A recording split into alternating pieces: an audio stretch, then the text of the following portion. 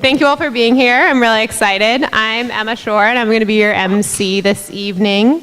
And I just want to acknowledge that we're here on stolen Duwamish land and that we're guests in this space.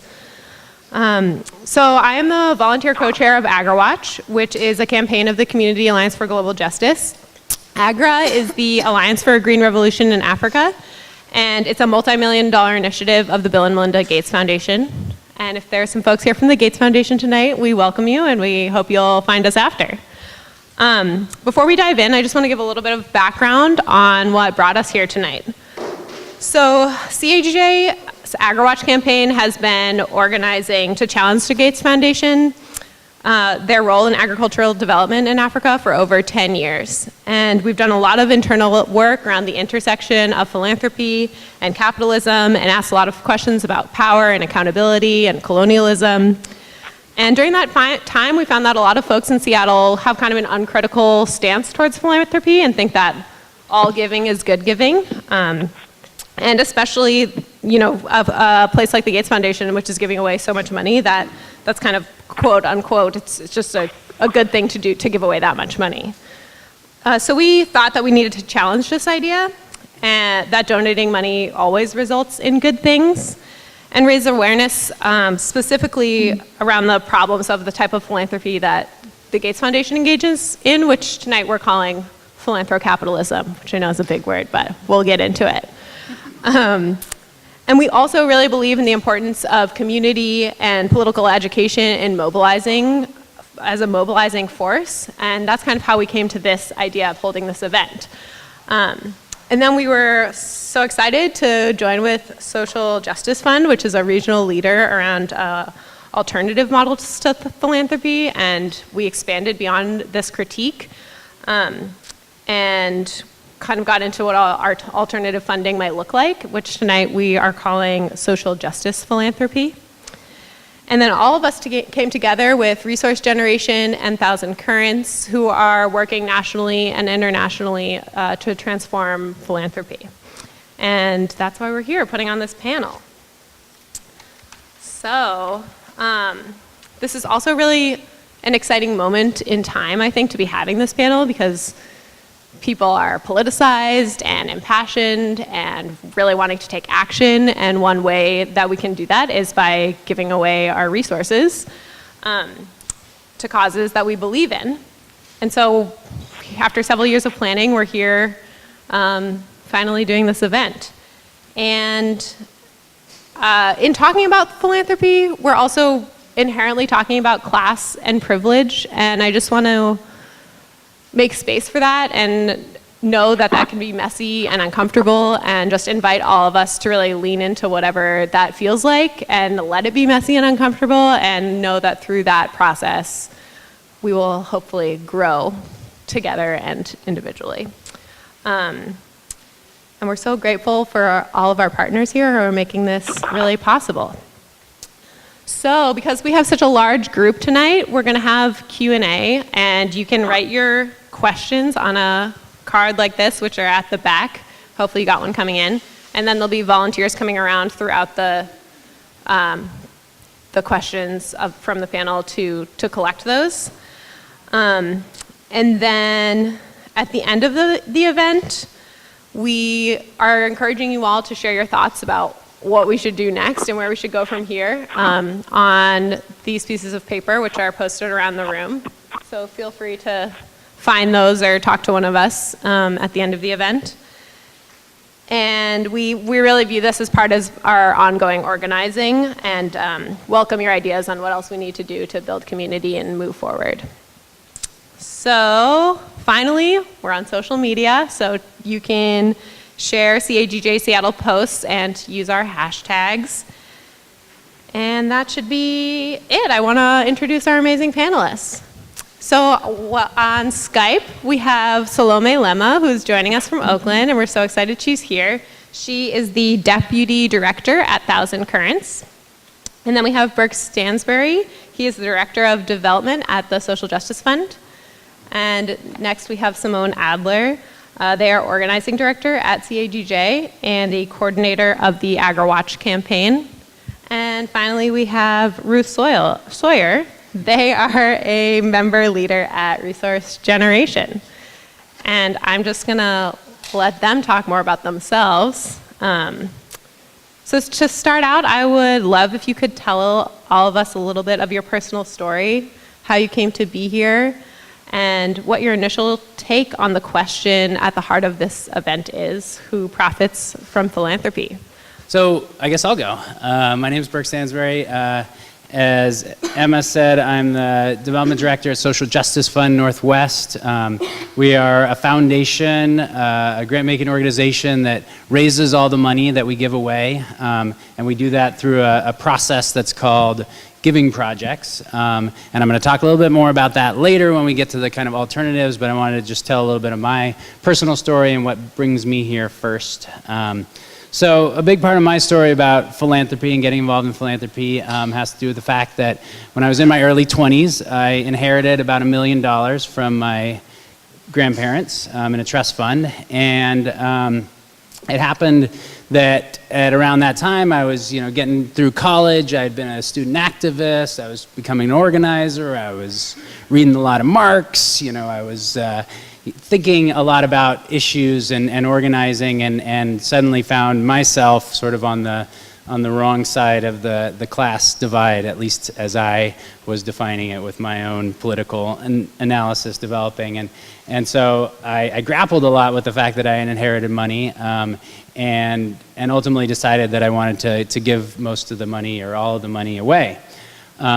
So I, and especially thinking about sort of how the money had come to be mine. Like basically I didn't, I was like, it's not my money. The way that this money has been accumulated by my grandfather, he, was various different things, but among other things, he had an apple orchard and made apple juice. He eventually made berry wine and then grape wine, and started a winery that became San Michel Winery.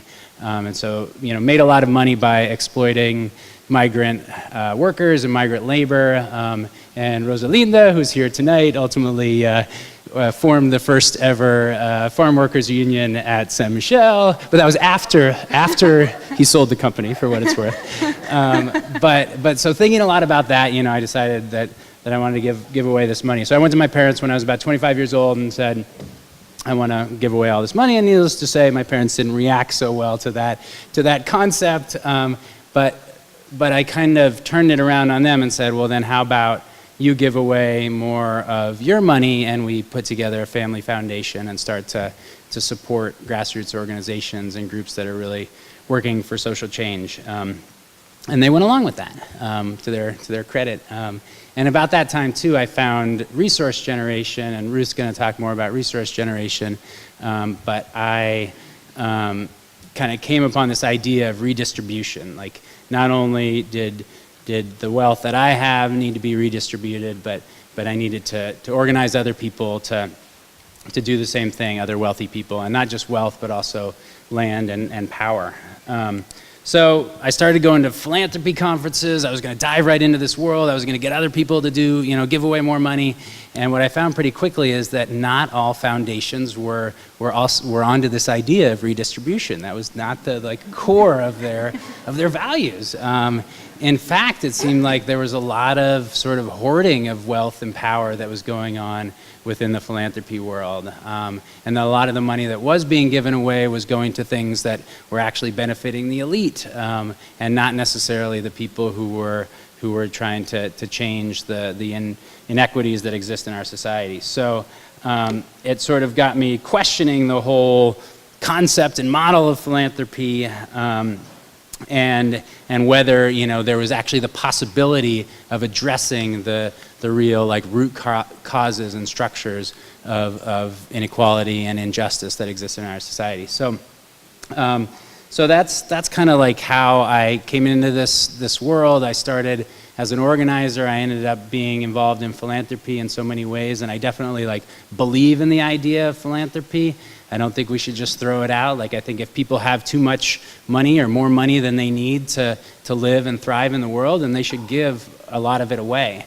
And the question is, how do we do that well and accountably? And I think that's what we're going to talk more about today.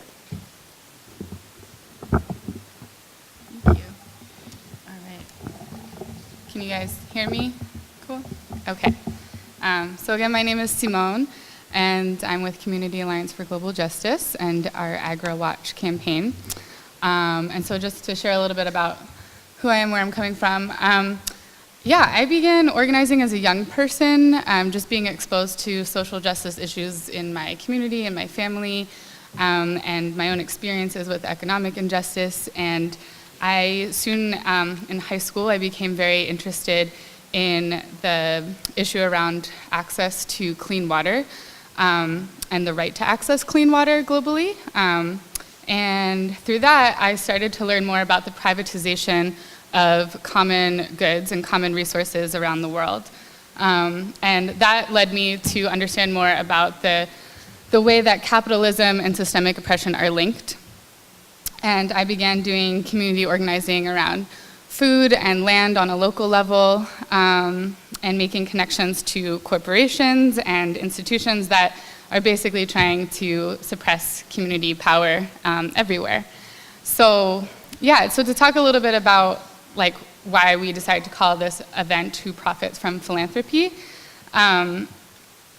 it centers the question that underlies the dynamics of wealth, power, and privilege that are keeping our capitalist structures in place, and therefore not getting to the root of the problem. And coming into this work also through the movement for food sovereignty, which is about democratizing our food system and putting the people and communities into the position of controlling like how we grow our food and who has access to it, and who grows it. We made the connections around talking about who profits, because from a profit-making standpoint, it brings up questions of who is in control, how is like self-determination being respected in the process, and what are the actual outcomes. And in our organizing and the work that we're involved in, we know that when communities are the ones in control, over their own production methods and growing processes and everything, then they can actually reap what they sow. So that's sort of like where this idea was coming from. And I also just wanted to give a little bit more background on the AgriWatch campaign, just to speak to like the term Green Revolution, which is the Alliance for Green Revolution is what AGRA stands for, as Emma mentioned earlier. So the first Green Revolution happened in the 1960s, and it was an attempt to basically solve the issue of hunger around the world, experimenting with new technology for how to increase the harvests of crops and how to experiment with new fertilizers, and this was being done in Mexico and India and other parts of the world. But we saw that the impacts of this were many, and they were long-lasting even to today, including like devastation of land and the environment, farmers being trapped into cyclical debt, and destruction of livelihoods and traditions. And so now, through AGRA, through the Alliance for Green Revolution, the Gates Foundation is doing this all over again, and doing this on the African continent. And the argument has basically remained the same, which is that technology is the answer to food insecurity and hunger. So we challenge this notion and support community-led initiatives across the African continent that are organizing for food sovereignty and agroecology. And yeah, so we want to have this conversation about who profits, because in essence, the agricultural programs of the Gates Foundation and AGRA are really benefiting transnational biotech corporations at the cost of farmer self-determination and food sovereignty.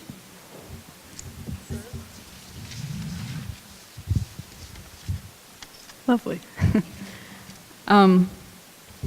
So my name is Ruth, and the two questions were, how did I come to be here, and what's my initial take on who profits from philanthropy? So I want to start with the first one. I was asked to be here as a member leader with Resource Generation, and I'm also wearing my other hat of someone who's in conversation with an organization called Regenerative Finance, which is about investment, and I'll talk more about that in the second question. So you might be wondering, what is resource generation? Burke talked a little bit about it. It's an organization of young people with wealth working for the redistribution of wealth, land, and power. So that looks like the people who are involved are 18 to 35. Some are inheritors. Some don't have access to cash or to stocks, but have access to family foundations or other ways that they can create movement in money. Others are what we call earners, although some dispute that their money is actually earned, but who are making a lot of profit as tech workers or bankers or things like that through work. I got involved in 2011, and I joined the Seattle organizing team in 2012. So you might wonder, what does that look like to organize young people with wealth? So one thing in redistributing wealth, land, and power is literally helping people move money and move access to money. So that means giving away a lot of money. And that also means helping people organize their families to move money and to, kind of like Burke talked about, to get their families to give away more money and give it away to more socially accountable things. It also means organizing. If all of us in RG gave away every single cent we have, it likely wouldn't do a lot. So we want to change the system that made us wealthy, as well as simply change the status of our wealth. And this organization partly looks like telling stories that only we have access to about how resources are funneled to wealthy people, including stuff like Burke said about what happens in those philanthropy conferences. So one thing that I like to think about the lens that resource generation brings to things is philanthropy often thinks about ending poverty. And I think we like to flip that and think about ending wealth, because wealth perhaps is the cause of poverty. So that's the organizing we're doing. So that second question, who profits from philanthropy? So one thing that, from hearing a lot of people's stories in resource generation, one thing I've learned is that the easiest way to make money is to have money. That's the way the system is set up. So unless you are very, very intentional and very, unless you have sort of the right analysis about addressing the power dynamics and addressing racism and colonialism, the things that have allowed you to become wealthy, you're not changing the system, and therefore the same thing that you're doing is continuing to funnel money to you. That being said, it's really important to continue to engage and not aim for perfection and give up. The solution isn't for wealthy people to say, well, philanthropy's flawed, I guess we'll keep all our money. So one of the most important things in this conversation for me is to stay engaged and not kind of end up with a critique hat that doesn't do anything. Thanks, Ruth. Salome, can we try to get back to you and see if we can hear you this time around? Absolutely. Can you hear me now? Yeah. It's a little better. Okay, I'll try to speak slow. I'll do that. Hello again. My name is, as we said, Salome Lemba, and I am the Deputy Director at Thousand Currents. Thousand Currents funds, walks alongside and connects grassroots groups and movements in Africa, Asia, and Latin America that work at the intersection of food sovereignty, alternative economies, and climate justice. We work with groups that are led by women, young people, and indigenous peoples, and I'll speak more about that later. But in terms of my own journey into philanthropy, I was saying earlier that I'm from Ethiopia, and my first experience with philanthropy was as a practice of community solidarity. I saw in my communities how people self-organized pooled their collective resources and responded to the individual and communal needs that they encountered, be it helping someone with their healthcare expenses or contributing to community infrastructure like water and sewage systems or so my first entry and introduction to philanthropy was through lived experience, and I didn't see philanthropy as something that was reserved for the wealthy or rich. I also didn't know it was called philanthropy. I thought it's just what you do. You live in community. You show up in solidarity. But my professional entry point into philanthropy was once I graduated from school and started working with large international development organizations. And I had two particular experiences, one in Ethiopia and one in Liberia, where I really saw firsthand the problems of exported development, the ways in which these ideas just don't lead to transformative change in communities. And at the same time, the local groups and leaders and communities I met and encountered showed me what promising change looks like, what transformative change looks like. They had brilliant ideas. They were not getting the funding because all the funding was going to these huge institutions. In that respect, I started to question, why does philanthropy benefit those with resources and access and not the people that are actually affected by the challenges we try to solve and that actually have the solutions that will get us out of these challenges? So I thought when I graduated or when I returned back to the United States, I want to be on the side of whatever it is that allows me to redistribute resources to communities that are working to transform their own change, that are self-determining their own change. So that's how I ended up in philanthropy. And to get to that question around who profits from it, we can have a really important fundamental conversation about should philanthropy exist, right? Should this self-perpetuating entity exist? And it's important. And at the same time, I think we should talk about what type of philanthropy are we talking about when we say who profits from it. The type of philanthropy that's steeped in neoliberalism, that maintains the status quo, that doesn't challenge global capitalism, benefits a few. But there is a type of philanthropy that is grounded in social justice, that aims to redistribute resources, that works in partnership with and in support of self-determined communities, that is asking really difficult and critical questions about transformative change. That type of philanthropy, I think, benefits us all, not just the donor and the grantee, but all of us. Thank you so much, Salome, and I'm really glad we can hear you now. Is that better for everybody? Okay, great. But one thing maybe on the next question is to try to use your headset too. It might even be better. Oh, you got it. Oh, you have it. All right. Never mind. Okay. I can see it. All right. Good suggestion. All right. So I want to kind of get back to what Salome was just talking about these different types of philanthropy and what some of you have started to touch on, which is this idea of philanthrocapitalism.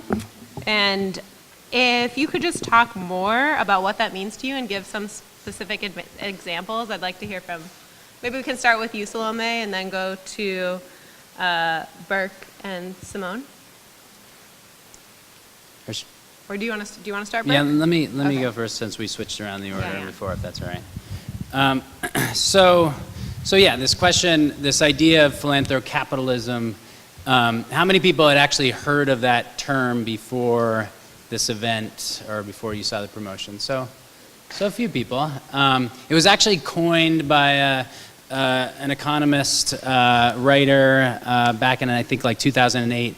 And it's the idea, that business that the sort of principles of business and capitalism should be applied to philanthropy and nonprofits and the nonprofit sector to make it more efficient and effective and innovative and all those catchphrases that are sometimes used around that. What I would suggest is that it's not necessarily like a new idea in philanthropy, and actually it's been called other things throughout history, or throughout the history of like modern philanthropy in this country. which really started with at the turn of the 20th century with the Carnegies and the Rockefellers and the Henry Fords. And some people might know that history, sort of the robber barons as they're known, who made a lot of money through steel or oil or these big extractive industries or labor-intensive industries, and then turned around and created the first mega foundations at that time. And they did it in a way that also set up a tax system that really benefited those foundations, got big tax benefits for creating foundations. Interestingly, there wasn't actually a rule until 1969 that you had to give away any of the money in your foundation. So you could create a foundation and pay yourselves and your family members as trustees, but never actually make grants. That law only changed in 1969. But the original idea was, and a lot of people have called it like entrepreneurial philanthropy, but sort of making lots of money and then turning around and giving it away.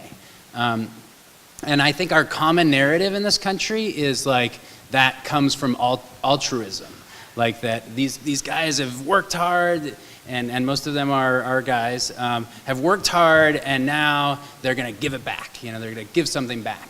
And that's definitely one way of looking at it. And there's certainly part of that. But I think also there is an element of benefit and gain and power accumulation that goes along with having a foundation and being involved in philanthropy. The networks, the social capital, the tax breaks that I mentioned, the media, the kind of media coverage, and all the sort of praise that is put on people who have foundations, turns around and actually ends up benefiting their business ventures as well. So there's a challenging thing there, and I think the biggest problem for me around this, and I'll try to kind of wrap up and talk about more of this later too, is that element of power and control. And having been an organizer and been on the other side of funding, I've seen that really play out, where foundations will donate money in a way that really sort of dictates policy, dictates strategy, tells you who to work with, actually forms the coalition for you, names your campaign, gives you a bunch of money to go do it, but you're like, but this actually isn't what we wanted to do, but we can't turn down this money because it's so hard, because the nonprofit world is so hard to get money in the first place. So we got to take it, but now we're doing something that we wouldn't have actually done otherwise. And it's that element of control and power, having seen that as an organizer, that makes me really want to question and change this idea of philanthrocapitalism and just the way that philanthropy functions at the macro level. Simone, do you want to? Yeah, I wonder if maybe I can move this more in the front.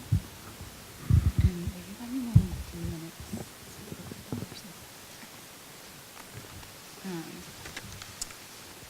So CHJ and AgriWatch situate our understanding of philanthrocapitalism specifically in its relationship with agricultural development.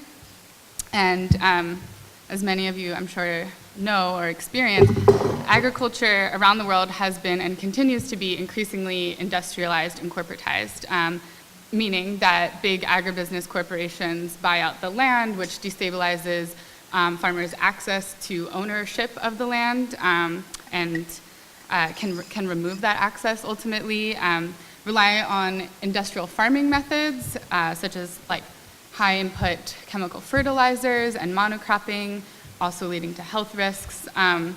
These corporations promote genetically modified seeds while criminalizing traditional seed saving, and also reducing the wages and rights of farmers and workers in order to increase output and production. So the way that we see philanthropy entering this model of agricultural development is through funding processes that basically aim to increase production and connect farmers to global markets. That might sound benevolent, but there's actually very specific marketable objectives that philanthropists have in mind when doing that. And so one way that we've seen this is through like specifically promoting a variety of crop that they have invested money into, and wanting to see that get to market and being used, and marketing it as a solution to hunger, or influencing political decision makers to legislate policy that will basically bring in profit for privatized seed corporations, for example. So basically seeing the capitalist business model as the way to address global structural problems. And yeah, essentially this is an ideological commitment to neoliberal economic policies and corporate globalization.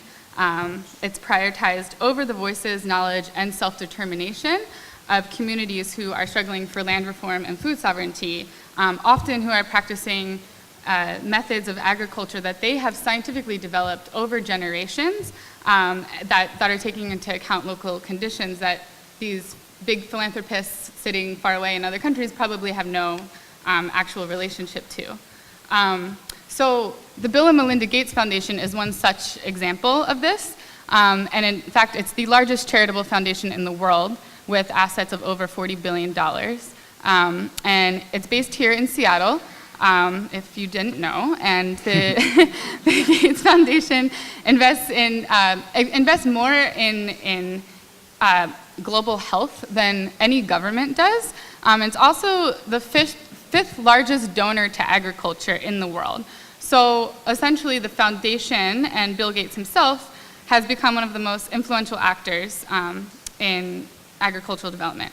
I'm going to try to skip through what I was going to say a little bit. But yeah, so with the Rockefeller Foundation, the Gates Foundation launched the Alliance for a Green Revolution in 2006. In practice, it's basically a subsidiary of the Gates Foundation. It's arguing that agribusiness and biotechnology will solve hunger in Africa. And this is ignoring the history and legacy of colonization of Africa and also post-colonial development that's been very much impacted by the World Bank and other financial institutions. And two key ways that we see AGRA and the Gates Foundation influencing this is it's the leading funder of research into genetically engineered foods and crops for Africa, and the leading funder in biotechnology for genetically modified hybrid seeds and high input chemical fertilizers. And the other way is that it funds public relations initiatives, institutions, organizations that are part of this big web of actors, and that includes corporate giants. And they are pressuring to change national regulations and policy that promote the adoption of GMOs and privatized seeds and other farming methods. So basically promoting neoliberal corporate interests. And I just wanted to touch in quickly about a couple areas of influence that I think are important to name. Because the foundation is donating so much money, it has access to world leaders. It's like it's the only private non-governmental organization that's sitting on international bodies like the UN and the World Health Organization next to governments. But the accountability there is missing in that, unlike governments, there's no mechanism for democratic processes. And then in addition, the foundation also donates to large public research universities to carry out biotechnology research, and in effect is basically buying the allegiance and silencing academic criticism, even of NGOs and the media as well. So one specific area that we talk about in AgriWatch is the Cornell Alliance for Science, which the Gates Foundation has started through granting $5.6 million. It's out of the Cornell University in Ithaca. And it's essentially a public relations front for advancing the agenda of corporatized agriculture and developing this narrative against GMOs. And then, yeah, I guess should wrap up, but there's a lot to say, and I hope I can get to it later. I think, yeah, the way in which the Gates has relationships with some controversial big corporations like Monsanto is also important to mention. In 2010, AgriWatch actually helped expose that relationship that's The Gates had significant investments in Monsanto, including over $23 million in stock, which it doesn't currently have, but Monsanto is a partner of several GMO projects in Africa that Gates invests in through both research and pushing its product. The heads of the agricultural development and research programs of the foundation came from Monsanto, and one of the ways that AGRA pushes hybridized seeds, for example, in Africa is through what is known as agro-dealer networks, and Monsanto is one of the main suppliers in those networks. So that relationship is still very much there. And yeah, I think I'll end there for now. Thanks, Simone. Salome, can you add to this? Sure. I think Simone gave us a really great overview, and for 1,000 Currents as an organization that funds at the intersection of food sovereignty, economic justice, and climate justice, I can relate to so much of what they just described earlier. But I think I see philanthropic capitalism as a set of practices that center the market and neoliberalism, that are entrenched in global capitalism, that offer solutions as products and technologies, and that are really invested in maintaining the status quo. So no critical questions are asked about transforming existing systems and structures. And in that respect, I see it in many other places outside of the examples given earlier.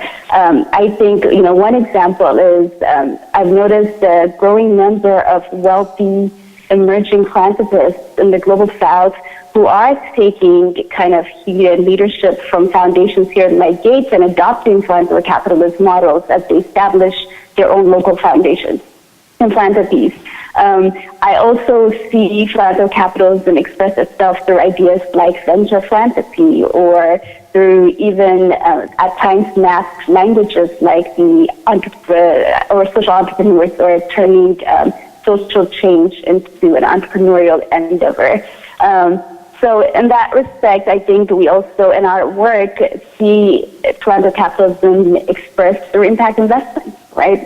That's another expression of philanthropic capitalism in some ways, because philanthropic capitalism in many ways privatizes social change. It turns social and environmental commons into capital markets that can be, into goods that can be exchanged on the capital market. And it often is not accountable to governments or the public. It lacks accountability infrastructures, and it looks at change, social transformation, as a return on investment. So for me, to keep this short, because I know we're running a little over time, philanthropic capitalism is philanthropies that whose practices reflect any of the things that all of us have mentioned during this part of the discussion.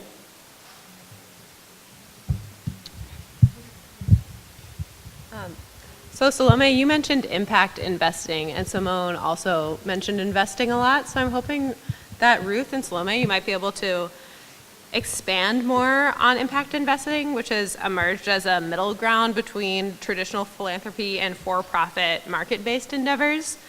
And I just also want to remind everyone to fill out your question cards and pass them up if you have them. Heather will collect them. But Ruth, do you want to take a stab at that? Yes. Take a stab. Okay, so I'm putting on my regenerative finance hat when thinking about investing. Just if you'd like to find out more, that's an organization to look up. So I want to take this question in two different ways. One way is to contextualize why I think talking about investing and impact investing really matters to a discussion of philanthropy. So when we critique philanthropy, a lot of times we critique where the money is going. And sometimes we critique where the money comes from. But what I am consistently remembering is that there's another piece of philanthropy. So it's not that they've got a pool of money that's being given away. There's a pool of money that was the original money that then is often put into an endowment, which means that it's invested in the stock market or other types of investments.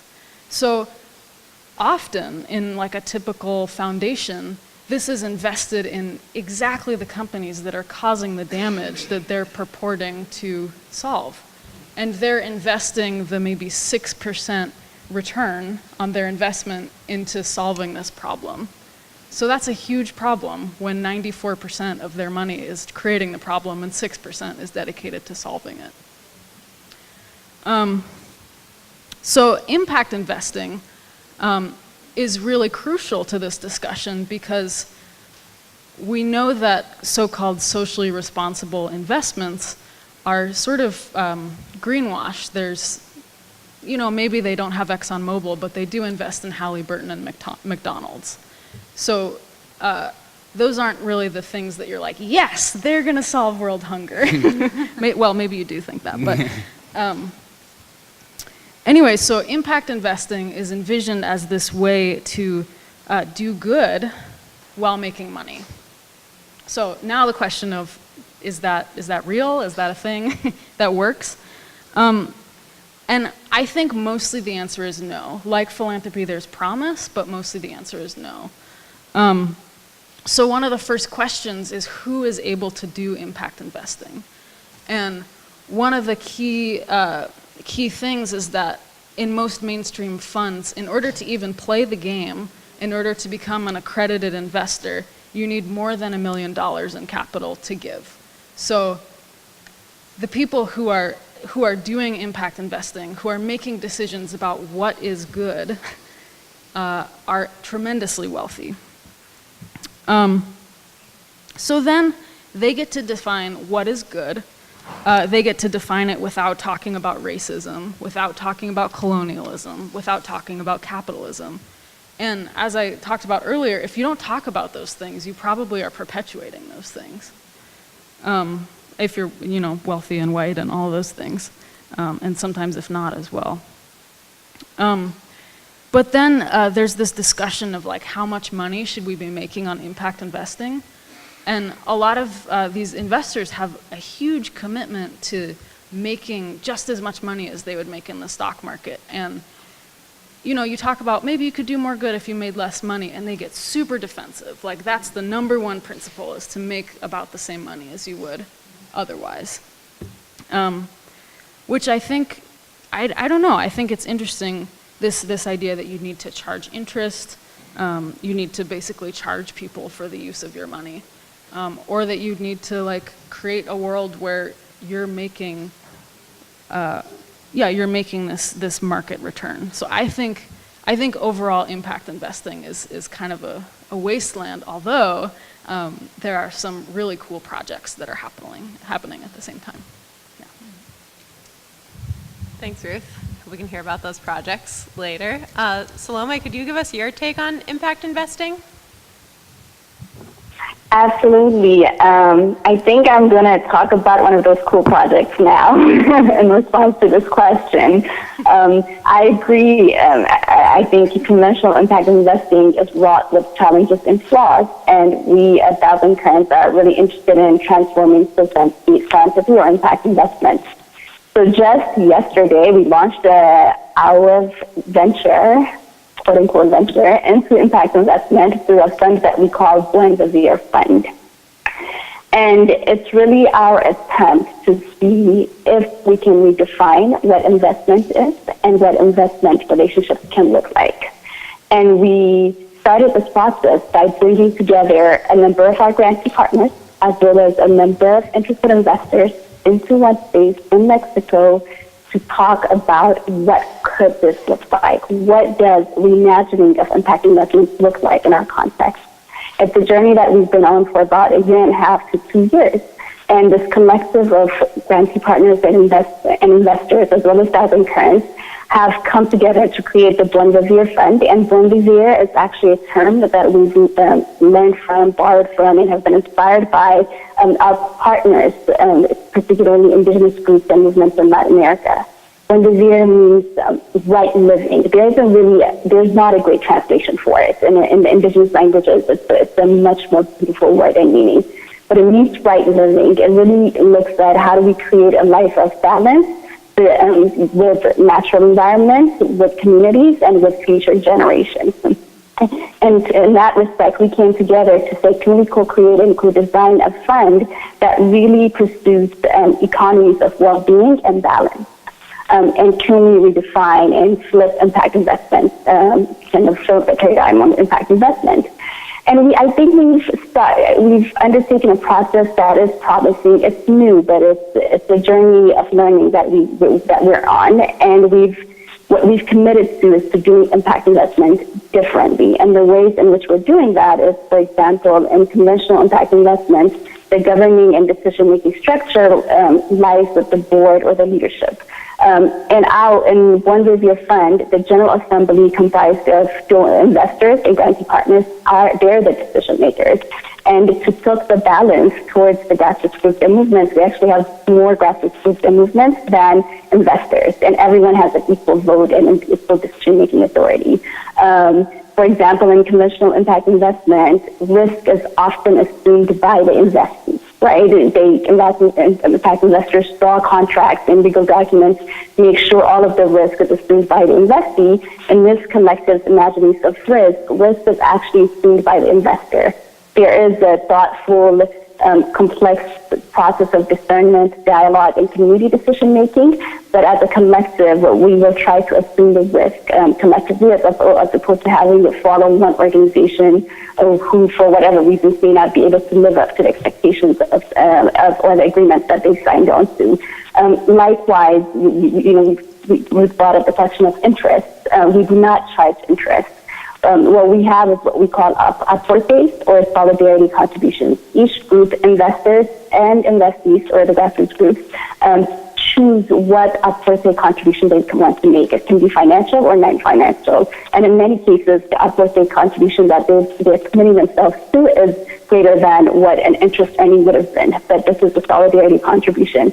And lastly, we imagine returns differently. We're not looking at just returns on financial investment or some social environmental metrics, but we're also looking at returns on financial returns, One Revere returns, movement building returns, as well as learning returns.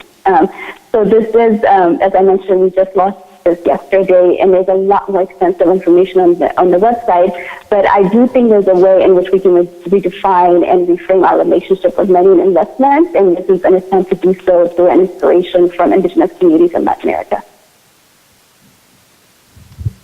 Awesome. It's really great to hear when things are working well. And for our last question for all of you, from me, I would just love to hear about what the alternatives are, and can philanthropy truly contribute to social change? And if so, what does that look like? And I see people are passing up questions, but just continue to do that.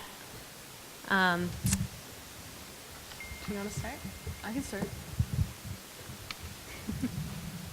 Thanks. So one of the things I started with was the importance of having a really strong critique, but also then not giving into the temptation to give up, to continue to engage in creating philanthropy that will eliminate the need for philanthropy. I heard a story recently from a Resource Generation member that really inspired me in this regard. And she had moved, so she found in college that her family had started a foundation, and she was expected to take part, and just like had this really reaction of pushing it away and critiquing it really intensely. And then realized through working with social justice organizations that, like, wait a second, like all these organizations really need funding. Maybe my job here isn't to like be in these frontline communities, but to work with my family and make change in my family. And so she went back and kind of through this long process, like wrested control of the family foundation, not through forcing people, but through having these open conversations about what do you want and how can we get there together. And then at this point, their foundation is now working towards addressing root causes of social justice issues, has a race class analysis, and is giving multi-year funding. So I like really loved hearing that story because she talked about the need to wrestle with the contradictions, and to like be engaged in the thing that is not perfect. So one thing I love that regenerative finance does actually is reframing financial terms, including investing. And instead of thinking about it as a financial term, to think about it as becoming invested. So on this panel, we've definitely been critiquing big philanthropy and big investing.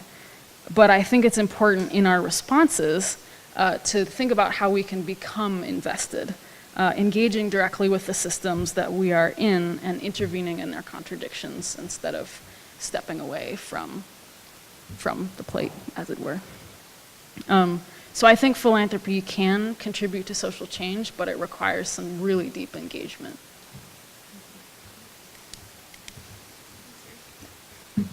Sure.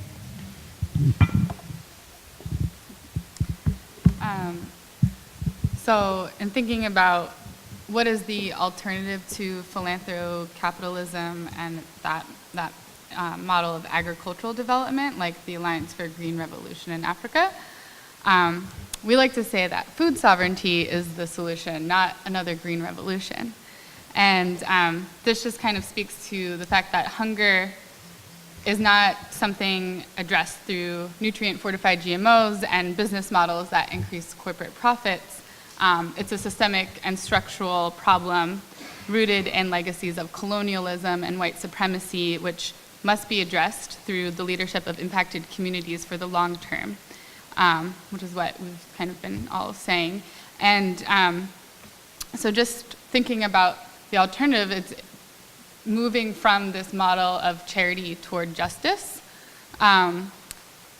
Like the Gates Foundation, for example, reinforces this myth that development is about charity and delivering high-profile technological solutions to the poor, which tends to then depoliticize the problem. But it's poor folks and it's people in their communities who know what is best and what they need in terms of justice, equity, and access. And it's really at this level that people have the most grounded perspective on how to get there. So when they're not invited to the table, the approach is that this kind of philanthrocapitalism becomes the development model itself. And the rich are seen as saviors while the poor are simply recipients of their benevolence. So this is not justice. And poor folks, especially farmers, like in what we've been talking about around agriculture, tend to not ask for charity, but instead are actually demanding justice. So it's about a fundamental systemic change in power, and we just don't really see that in like the Gates and other big philanthropists' agendas. So so the alternative that farmers are organizing toward is food sovereignty and agroecology. And food sovereignty is an intersectional movement started by peasant farmers in the global south to oppose reliance on chemical fertilizers and expensive seeds and GMOs. And it promotes the practice of agroecology as a method of farming because it has been proven to be highly productive, increase harvests, is sustainable, promotes biodiversity, addresses climate change, and actually helps realize the right to food. So it's both a form of agriculture and a process in organizing and building community self-determination. And I just want to name, too, that at the root of these social movements, it actually takes institutions to fund the work. And so we need funders to support grassroots organizing for self-determination and move resources into a model of accountability, which is why the work of Thousand Currents, for example, and Grassroots International is so essential and transformative because they're actually funding social movements, which is the essential difference that we've been talking about. And just really quickly to give a couple concrete examples, I just wanted to share that in Kenya, which has been on the receiving end of many of the Gates Foundation's agricultural programs, the Grow Biointensive Agriculture Center of Kenya, which is known as GBAC, does farmer-to-farmer training on agricultural methods and other forms of community development for small-scale farmers, and they have multiple agroecology farm centers, and their success in actually increasing food production, improving soil fertility, and strengthening a national family farm movement is incredibly inspiring. And also another example is the resistance to the Gates-funded genetically modified banana, which is a vitamin A enriched banana pushed on Uganda and other East African countries. It was developed by researchers at one university and then like sent to Iowa State University, where it was tested on undergraduate students, women students, and there's concerns there about biopiracy of that development too, and the way that it was genetically developed, and also the health impacts. And AgriWatch, we helped establish a transnational coalition to resist the super banana, and coordinating with activists in South Africa and Uganda and Kenya, supporting students at Iowa State University who were pressuring the administration not to carry out the trials. And while that activism on the university didn't lead to stopping the trials, it did turn out that there was a lot of attention and international attention to the genetically modified banana, and it also offered a new model of transnational organizing around food sovereignty. So that is something we like to lift up. Cool. I know we want to wrap up soon here so we can get to some questions and stuff. I did just want to mention, because I know Salome is still a little hard to hear at times, just the fund that she talked about specifically. It's called the Buen Vivir Fund that they just launched. And so I just wanted to emphasize that, and you can look it up and learn more about this kind of alternative form of impact investing that she was talking about. Buen is B-U-E-N, and Vivir is V-I-V-E-R. I-R, thank you. It's hard to spell out loud. Okay, yes, so Buen Vivir Fund, look it up on the Thousand Currents website. So I'm just going to talk really quickly about how Social Justice Fund sees this alternative. This is the fun part, and I really appreciate what you all said too. And Ruth talking about just like really leaning into this space and with love to try to transform these things, not to reject them. Like I said at the beginning, like I'm kind of all about philanthropy, even as I have some of these critiques. Like it feels so important to me to try to improve and get it right that we gotta grapple with this stuff and search. So I want to talk about three things that Social Justice Fund does to try to come up with a better social justice philanthropy, as we call it. One is thinking about the who. So who gets the funding? Who gets funded? And the last question, when I talked about sort of how foundations maintaining power and control over the resources and kind of bringing together coalitions and everything. The flip side of that is like actually trusting grassroots organizations to do the work. Give them the money, let them do the work, and know that it's going to happen, that they're actually the ones who know best because they're out there on the front lines fighting the good fight, doing the work. And especially if we're supporting groups that are led by the people and the communities that are most affected by the kind of social problems we're talking about. Institutional racism, economic inequality, climate change. It should be the folks who are most affected by those things, who are on the front lines, who get the funding and who get to decide how they're gonna strategize and fight their fight, not the foundations. The second thing is the how. So who is making those decisions to decide to fund those kind of groups? And what Social Justice Fund has done has come up with a new model which we call giving projects, which brings together a cross-class, multiracial group of folks. Over the course of 6 months, they build community, they do trainings on race and class and privilege and oppression. They raise money together, they ultimately read grant proposals and go out and do site visits, and at the end they make the grants. So it's a democratized process. There are more people involved. And the other thing that's really important is that they're actually raising money from their friends and family. So they're becoming donor organizers. And this idea that like more people can be involved in philanthropy is really important too. It's not just something that like big rich people who have foundations do. It's something we all do and should be part of.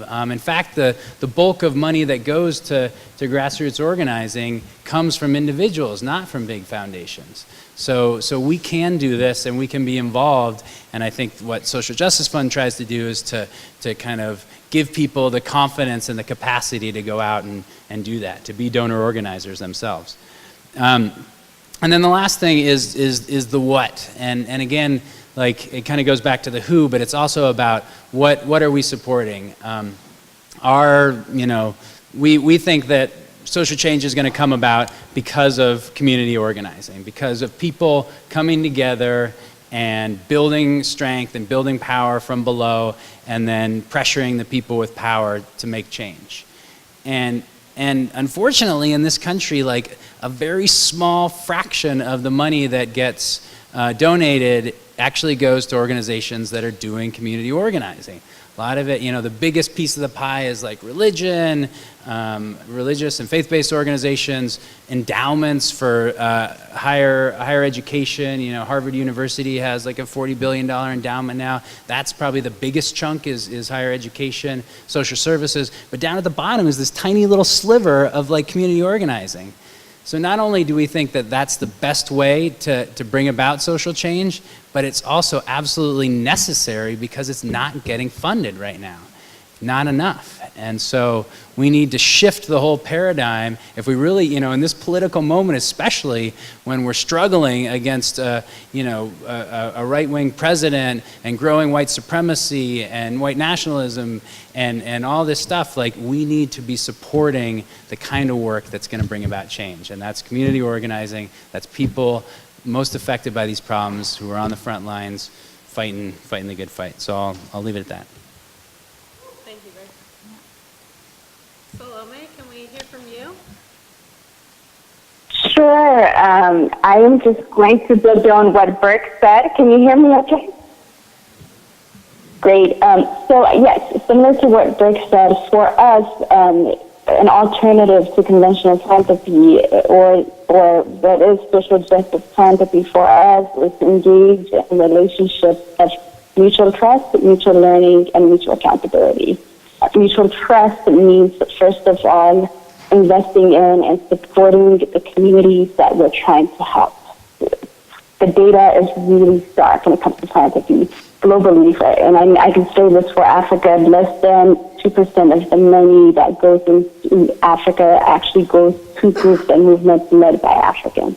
In the United States, less than 6% of the money for communities of color goes into groups and movements led by people of color. So mutual trust means people have the answers. They have the solutions. Trust them, move the money, invest in them.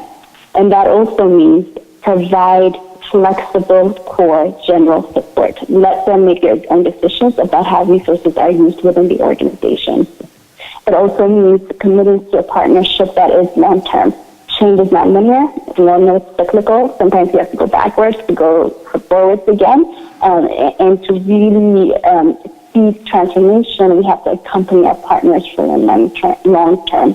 Change doesn't happen in a 3 or 5 year timeline. It takes more time. And it also means a commitment to learning. We have learned tremendously from our partners. Some of our most promising initiatives have come from our partners. Our most recent area of change was influenced by our partners. The Blended Year Fund, co-designed with our partners. Everything that we do, actually, we consult with our partners. When we developed our new strategy, we went back to our partners to make sure that we're learning from them and they're leading the process in terms of how we ourselves are changing and thinking about that work. And that also means staying the course with our partners as they continue to learn and as they may make mistakes. We have, I'll give one really short example of a group in Guatemala called FEDES. When we started with them, they were doing microcredit for women. And a lot of the women were actually engaging in conventional farming, using chemical fertilizers and so on. At one point, they realized we're not doing our community service. They're entrenched in debt. We're not solving the problems we intended to solve. So we want to stop what we're doing and engage in a process of reflection and dialogue. And they did that, and what came out of that reflection and dialogue is they said, we want to work for our own freedom and autonomy. That means we don't want to do microcredit anymore. It means we want to go back to our ancestral practices like with sovereignty. It means we want to actually do political education of women, not give them microfinance. And it also means we want to work to protect our indigenous resources, including our textiles. Many of their funders left them when they made that change, and we decided to stay with them. What's happened today is they've completely transformed their organization. They're working from a much more grounded, empowered political place. They're decolonizing their work and their approaches. They've already decolonized it. And they're actually having impact around the world, not just within their communities. I'm not sure how many people heard about the case a FEDIS brought to the Constitutional Court of Guatemala. They brought a case to protect the indigenous weaving and indigenous textiles from foreign corporations that were stealing it. And the Constitutional Court has heard it and moved it forward. They've received support from numerous congressional members within the Guatemalan parliament, and they're still working to make this national policy. Had we not stayed with them, had we not stayed through their mistakes and learnings, we would have missed out on this opportunity to learn from them, to be inspired by them, and to be transformed with them as they transformed themselves. I'll stop there. Awesome. Thank you all so much for sharing these really inspiring stories and thinking a lot about leaning in with love and feeling excited about that. And also feeling really excited about all of your questions. I wish I could ask them all, but I'm just going to read a few and then we can kind of answer them together. First, very important question. Does Gates donate to agriculture in Wakanda? Good one. This is a good question. Okay, in all seriousness. So we're here in the belly of the beast, and the people I organize to play with tend to focus on the effect of wealth in our region. Example, unaffordable housing, displacement, mounting barriers for houseless people. And is there a way to build a narrative that encompasses both local struggles and global solidarity? It seems that many of the people at the top are the same. So thinking about local struggles and global solidarity and how to build those struggles together. The next question I want to ask is, for white people and leaders to change the conversation on philanthropy and move the needle towards equity, how do you work through and navigate the idea of white salvation in your work? And then finally, we have a few questions about divestment. So Ruth, you mentioned becoming invested and engaging in contradictions as a big part of philanthropy and big investing. And what are your thoughts on divestment versus working as an activist shareholder to make change? Yeah, do you all have ideas about where you want to start? Do you want to do this one, Ruth? All right. Okay, thanks for the question. So, my thoughts on divestment. So I guess when I'm thinking about social justice movements, I'm thinking about a part of the movement that's about saying no to something that is like really bad that's happening and stopping things from happening. And there's a part that's also about saying yes, saying what are we for, what are we creating, and what are we moving into. So I see divestment as an amazing tool for saying no. For things like apartheid in South Africa, I think the fossil fuel divestment movement is really cool. And I think that's a great way to say no to the fossil fuel economy. And then the next question is, what kind of economy do we want to build? So I see divestment as like a really great, important part of a complete movement with both the no and the yes. I almost said yo and ness. Anyway. So as far as shareholder activism, I'm not sure if everyone here is familiar with it, but it's kind of, if you have a stock, you can vote. If you're a shareholder in a company, you can vote. Okay, this is kind of complicated now that I'm thinking about it, but you can vote on issues that come up in the company, and you can say like, no, we want to curb executive pay, or like, no, we want gender equity in the board, or things like that. And again, it's a really cool tool. And there's a lot of companies and movements that are trying to like limit how much shareholders can actually do, and how much they can actually vote, and what they can actually vote on. Cool tool if you want to do it. It's a cool tool to use. Yeah. And again, it's part of that like multiplicity of strategies. Do you want to say something about that? Yeah, well, yeah. I just fun story about that kind of shareholder activism. Back in 2003, actually, CAGJ and some local investors brought up some activists from Mexico because Costco was trying to build a store in Cuernavaca, Mexico, and was displacing people and destroying this kind of sacred forest and a museum. And so we had this protest at a Costco shareholders meeting, and it was kind of shareholder activism at its best. Like, we shut down the meeting, and we were on the front page the next day instead of like Costco's profit gain and everything else. And I think there's potential, especially, and it speaks to this like local and international solidarity, the fact that we were able to bring some activists from Mexico who took the mic and spoke to 500 Costco shareholders and told them why this idea of building a store that was going to destroy their community was a bad idea. That was pretty amazing, and they eventually pulled the plug on those people, and that's when we shut down the meeting. But it has a lot of potential, as Ruth was saying, and so I agree that it's exciting. The one other thing I was going to speak to really quick is this question around white saviorism, white salvation, which I think is kind of, do you think that's what we're talking about? Navigating the idea of white salvation. I mean, it makes me go to the concept of the white savior complex that people have probably heard about, and I think it is at the root of a lot of philanthropy. That people who genuinely do recognize that there are problems in the world and want to do something about them, and as they start to kind of get into it and donate money and get a lot of praise and credit and be out there as someone who's doing change, doing good for the world, you can't help but sort of get sucked into that. And I see it even amongst the most progressive people in resource generation, and myself included.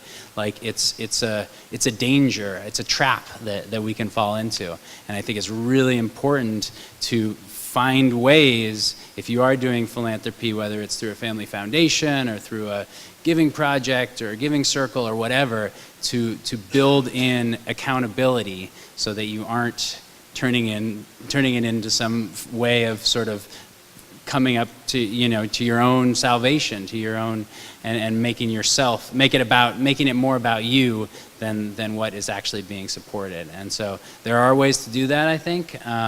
It's, like I said, it's a danger, but I think if we are actually partnering with the groups that we're supporting, the grassroots groups that I was talking about before, and asking for them to sort of critique the way that we're doing philanthropy, asking for feedback, asking for support in how we do it, then I think we're going to do a better job and not fall into this trap of white saviorism or white salvation. Yes, Simone and Salome, I would love to hear your take on this global-local question. Yeah. Can I go first, or Salome? Okay. Thank you.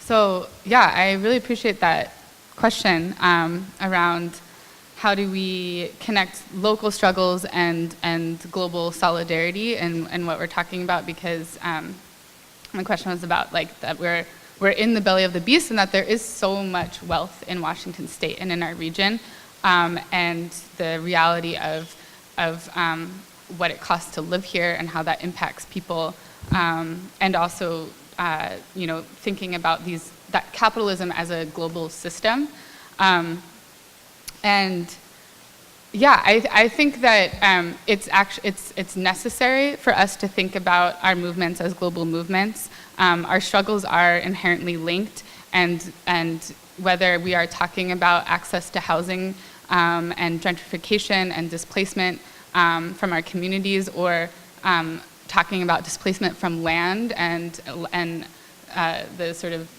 also displacement from the access to food systems and agricultural development, the structural problem is all one and the same in that the institutions and the individuals and the foundations and just the wealth that is held is driving forward the same capitalist structures that keep people disempowered. So I think that actually what made this question made me think of too is movements around anti-imperialism and movements pushing back against state repression, and also labor movements and people organizing for basic human rights. And so I feel like in order to really emphasize those links between local struggles and global solidarity, it's around like changing our narrative. So like, why are people displaced from housing, and why is gentrification playing out in Seattle? What does the technological development and like these big tech companies in Seattle have to do with the way that the labor and production is happening around the world to produce the products and to carry out the businesses and whatnot that are headquartered here, for example.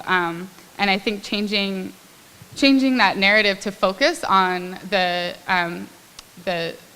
labor and the production, and the fact that like the people who are on the receiving end of these impacts are experiencing similar conditions is incredibly important. And I'm also really, really, really inspired by movements like La Via Campesina, which is the international peasant movement organizing for food sovereignty, which has chapters on pretty much every continent, including the US, and is basically like doing such a good job of articulating a really intersectional movement around food sovereignty that is strongly anti-capitalist and also very feminist and very much centering the leadership of people of color and of women and queer people, and tying in together that like our struggle is a global struggle. If we are to talk about how we can transform our own communities, we have to connect with people who are fighting across the world. Especially, you know, the rise of white nationalism and the right here in the United States is happening in other places, and so our solidarity is incredibly important to lift up each other's stories and also to provide us with hope, and that we're not struggling alone in our isolated communities or even not in, you know, in our borders, but that we are all like working together to transform. So yeah, that's what I would say to that. Salome, I'd love to hear from you. Yeah, no, I think similar to what Simone said, if we're really talking about systemic change, the systemic causes of injustices and inequality at the global level are super linked, right? So we have to facilitate those local global connections. And at Thousand Currents, we have an explicit focus on that. Our theory of change includes the focus on global solidarity, and our new strategy also includes that, alliance building, solidarity focused around movement leading work. And what that means in practice is actually, for example, we work to connect our partners in the Global South with like-minded groups in the United States. So we partner visits, peer exchanges, and then exchanges. We make sure that we play an active role in movements, networks, and donor affinity groups that work both domestically and globally, so that we can play that intermediary and connecting role between the local and global. It has also found its expression through even our fiscal sponsorship of Black Lives Matter, which is sponsored at Thousand Currents. That is an effort at facilitating the local global linkages and also standing in solidarity and working in solidarity. So it is a core part and focus. And while we do fund in the Global South and fund groups that work at the local, regional, and international levels, it's really important for us to also make sure we're cross-pollinating and cross-fertilizing across movements, regions, and physical and geographic differences.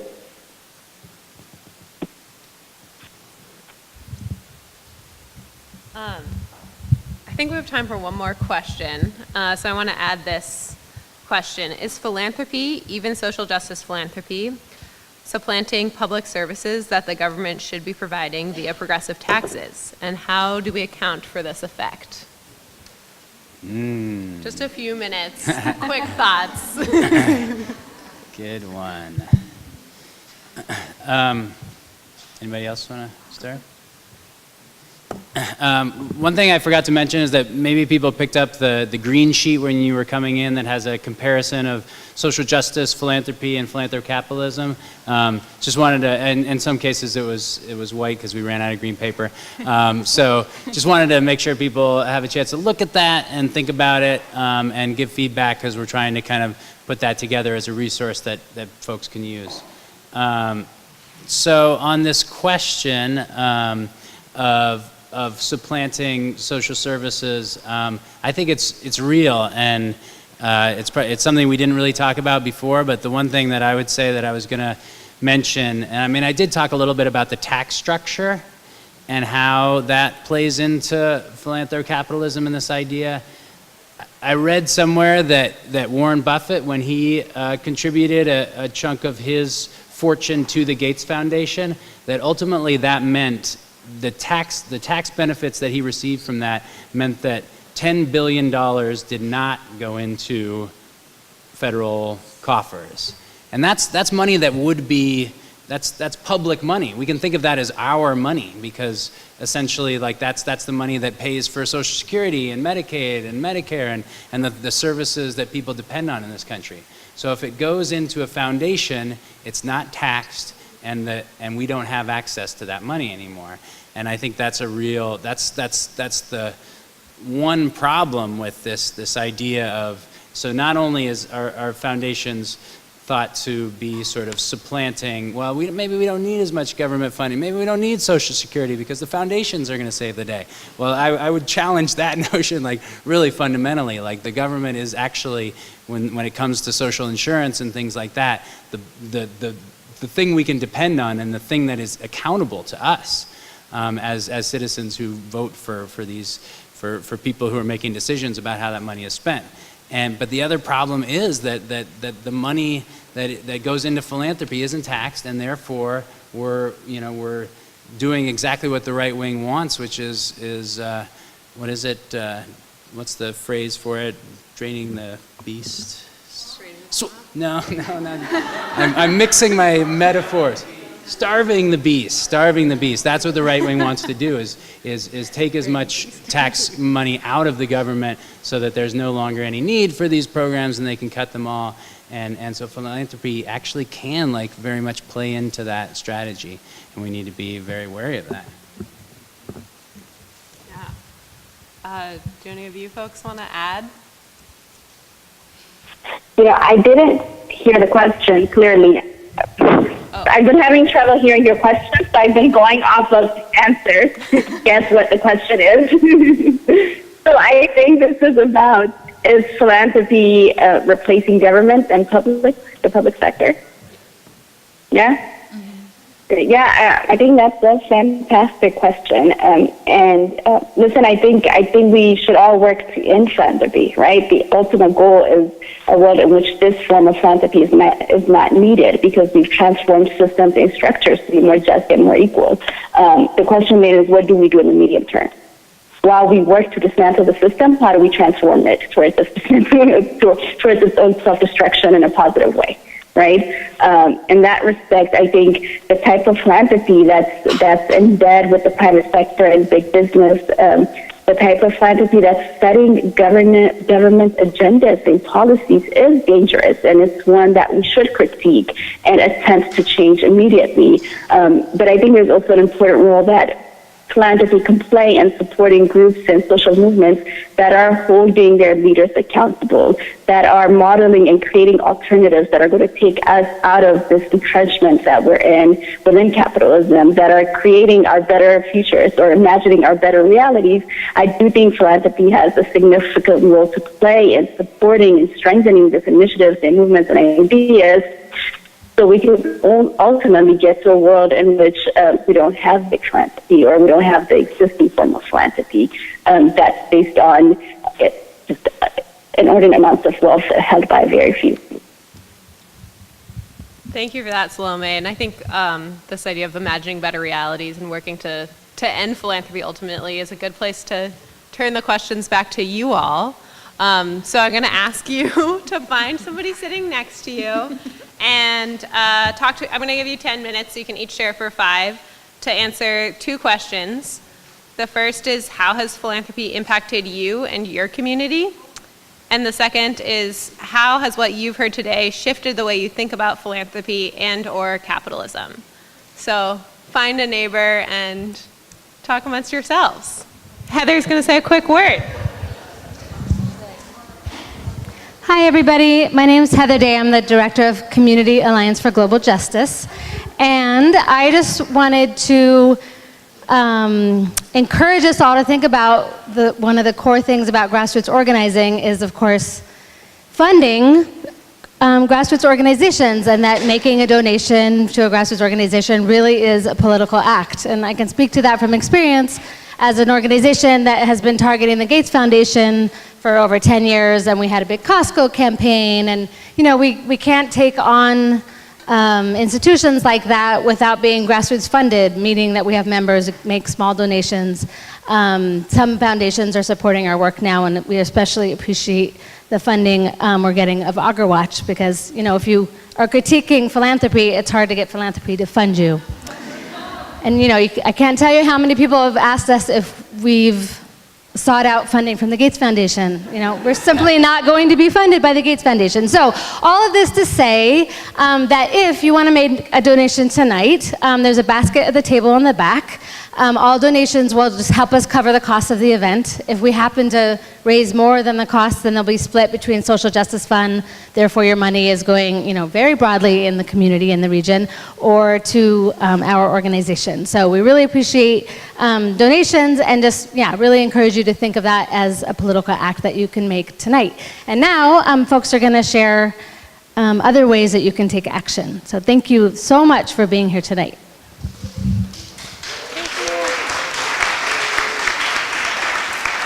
Okay, I'm going to pass the mic back to our panel one last time, just so they can each talk about where to go from here and how to get involved.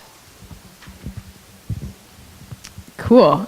So if you're sitting here hearing me talk about resource generation and saying, wow, I might be a young person with wealth, how do I get involved? Please reach out. We'd love to talk. We have a Facebook group where you can connect, and you also can connect through the Resource Generation website, as well as just talking to me if you'd like to do that. I think I'll just say that and pass it on. Cool. So CAGJ and AgriWatch welcome you to get involved in our volunteer-led local and transnational organizing. Let's see, there are definitely many ways to get involved. And I would love to talk to you about that. Heather is also available to talk about that. And also just want to mention a few things. So we really value leadership development and developing our political analysis and understanding more ways so we can take concrete action. So with the leadership of Emma as well, we're developing a AgriWatch campaign orientation. And that training, it's like a campaign training, and that will happen on Sunday, May 6th from 3 to 5:30 p.m. at a Seattle location to be determined. And there are flyers for this at the table in the back. And that's just a really good way to come and actually learn more and figure out how you can get involved and take a role in this as well. And then two other things. So CAGJ plays a role in the food sovereignty movement locally and regionally through the U.S. Food Sovereignty Alliance. And so through this, we recently organized an agroecology exchange in which 10 farmers and farm workers of color went to South Africa to exchange knowledge and practices around agroecology and political organizing. And two of the delegates are actually from Washington. Edgar Franks from Community to Community Development up in Bellingham, and Dean Jackson from Hilltop Urban Gardens in Tacoma. So the two of them are coming here to Seattle to do a report back on that agroecology exchange, and we invite you to come to that as well. It's likely going to be on Monday, April 9th, but please stay tuned for exact details about that. And then the last thing is we are also going to be hosting regional and national assemblies for the Food Sovereignty Alliance, and that'll be in October, timed around the World Food Prize, which is sort of the corporate version of like awarding Monsanto and big agribusiness giants for their amazing work in combating hunger. And we actually organize an alternative food sovereignty prize. So we're going to be hosting these regional and national assemblies around October, and would love to have people get involved. I just want to add one other thing that's part of our Food Justice Project organizing, which is the other big aspect of CAJJ's work. We're really proud that we just produced our first film. It's called Salmon People, The Risks of Genetically Engineered Salmon for the Pacific Northwest. So we're challenging GE salmon. It's the first ever animal to be approved for consumption by humans anywhere, and it hasn't come to market yet. There's a lot of great organizing that has already happened and that we can continue to do to keep GE salmon off the market. And Northwest tribes are playing a leadership role in this, and CAJJ has been amplifying that, and one of the main ways they asked us to make this film, and we did. So we'll be launching it in the next couple of months, and just wanted to also give you a heads up to keep an eye out. There'll be a national webinar to raise awareness about the issues with GE salmon with some of the tribal leaders, and then there'll also hopefully be various local events. So just wanted to give you a heads up about that. Cool. Yeah, I just want to give a shout out to CAJJ for making this happen and taking the initiative. And inviting Social Justice Fund and Resource Generation and Thousand Currents. And also shout out to Salome for being on remotely. I know it's not easy. But even though it was hard to hear at times, we definitely could hear a lot of what you said and really appreciated your input and having you on. It was really valuable. Just in terms of Social Justice Fund, a couple things to mention. The giving projects that I talked about before are a great way to get involved and to go really deep, because it is like 6 months of involvement. There's information on the back table there about upcoming giving projects. There's a environmental justice project that starts in the fall, and then other ones, and also a Black-led organizing project that starts in the fall, and then other ones in 2019.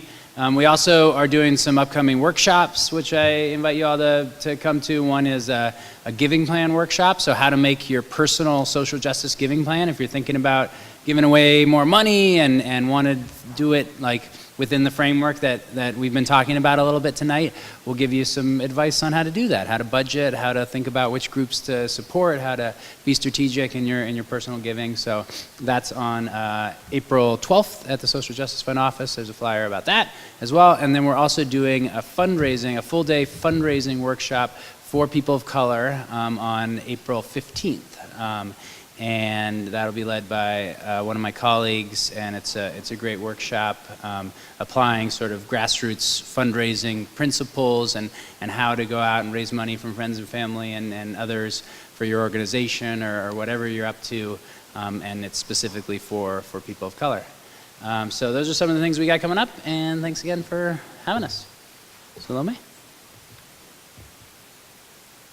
Hi, I want to thank Burke, Simone, Ruth, and Emma for inviting me into this important conversation, and for all the participants, guests that I cannot see right now, but I really appreciate you listening through all the technical challenges, and so I want to thank you for that.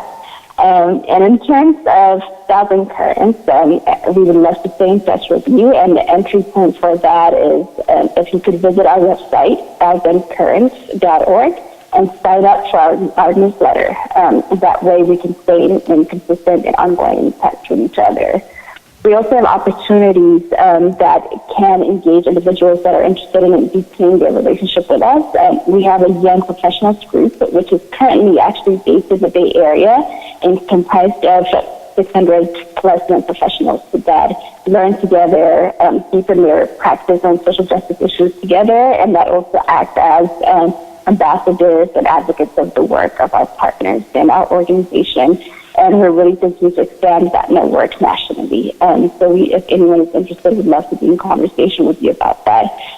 Similarly, while we provide grants to groups in the global south working on food sovereignty, economic justice, and climate justice, we also know that we can't be the only actor doing practicing social justice philanthropy, or one of the few. There are others, obviously.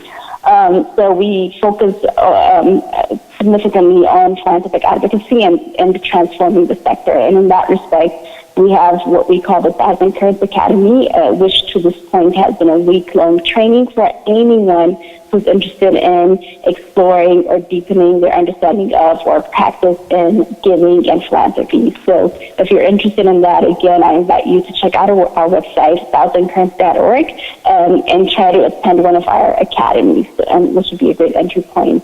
Lastly, I think I haven't said this before, but we are a foundation that raises money to give money, and all of the money we raise from individuals goes directly to our partnerships. So if anyone has been moved or compelled to engage in any form of philanthropic relationship with us in the form of giving, I also invite you to reach out through the website or directly to me by emailing salome@thousandcurrents.org. Thank you again. Thank you all so much. Thank you so much to our panelists for sharing your time and knowledge, and to all of you for being here. We really appreciate it. And to Mike McCormick, who's filming and is going to post this on YouTube. And thanks for being here. If you have time on your way out, we'd love to hear from you. You can post on these signs around the room about where to go from here. Have a great night. Thanks.